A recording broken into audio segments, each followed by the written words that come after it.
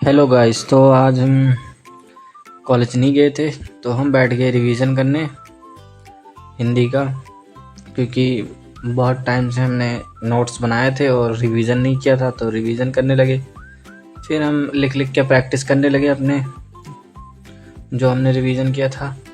फिर हमने online classes करी थी, तो उसके बनाए नोट्स।